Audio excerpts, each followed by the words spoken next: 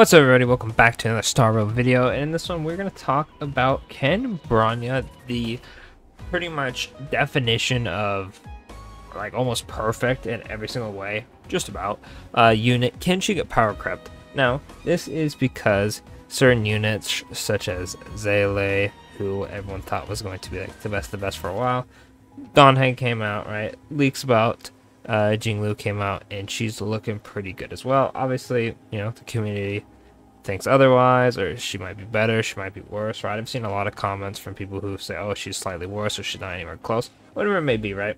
There's clearly a fear of power creep happening in the community, and with the new preservation unit coming out, I haven't looked too much into her, because like I've said in previous videos, I don't really take the beta like showcases too much. Like, I'll look at their kit and go, okay, that's pretty good, right? And unless they're like absurdly busted or they look like they're gonna be the best unit in the game, I kind of just wait until right before the release where they can't really change anything, right?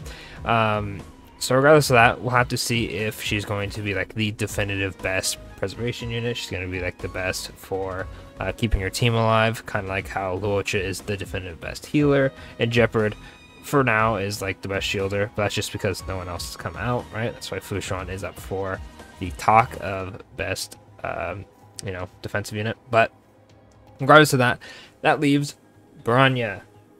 She is the best support. You know, Tingyun is really good, but Tingyun does have her issues, and Bronya just kind of does almost about everything that you want her to. Pretty much all her dupes are also really good, except for one of them is like okay. But anyway, she's pretty much just about perfect, right? People are surprised she is a standard banner unit. Now the question is, when the next Harmony unit comes out, are they going to be way worse than Bronya? Are they going to power creep and just make her look like she's a 4-star? Let's talk about that. How easily will it be for her to get power crept? Now, I am on Prydwen. I will leave a link in the description if you would like to check it out. As you can see, they have her in S+ and everything, and that's just because single blasted AoE don't really matter for her. It's pretty much how good her buffs are. So let's go ahead and go to that. So her first skill, of course, is just 1 damage. It's pretty basic. And then her next skill, which is crazy because not only does it dispel a debuff, which is also crazy good in this meta right now. If your damage dealer gets frozen, I forgot what it's called. It's like the rage one where they basic attack the enemy a bunch. You're kind of screwed, right? Dispelling a debuff is pretty good. Then it immediately makes them take action, increases their damage, right? That is pretty wild. Like, it could just allow them to attack and then dispel the debuff. Like, the fact that it does all 3 of those is wild. I think it would still be good if it just did dispel, damage boost, or dispel, take action, or take action, damage boost. I still would think it'd really be good then, but the fact that it's all 3 is kind of wild. That's in 1 skill, right? Then her ultimate increases the attack of all allies and their crit damage equal to part of her crit damage plus a bit extra. So, you know, ripping the ult, ripping the skill, and then your DPS attacking, that's quite a bit of buffs. They're getting attack, crit damage, and just generic damage, while also being cleansed of a single debuff, and you know, they're attacking. So if they do just attack with them, boom, they're back, all the buffs, they're back in action, right? Very strong ability. Then her talent, when you don't want to use her skill because you just don't have skill points, you attack and she gets an advance forward, which is crazy, right? And then of course her technique just increases attack, but more than likely that's not really, you know, like super important, right? So I'll let that one slide. It's still good, right? It's not bad, but just her kit just synergizes so well. When you can't use a skill or don't need to use a skill, you attack with her and she'll get her advance forward, so she'll come back even faster. When you get debuffed by something, she cleanses it, and then she just offers pretty much every single buff that you can think of. Really nice. Then her traces are also really good too. Her crit rate for basic attack increases to 100%. That's the only attack she can do, and considering that she scales off crit damage for her buffs, uses load with crit damage, and her basic attacks can dish out a decent amount of damage. Then the next one is she gives all allies defense for 2 turns. You know, just keeps them alive a bit longer. And then the last one, she just has everyone deal 10% more damage. No conditions, just boom, out the gate.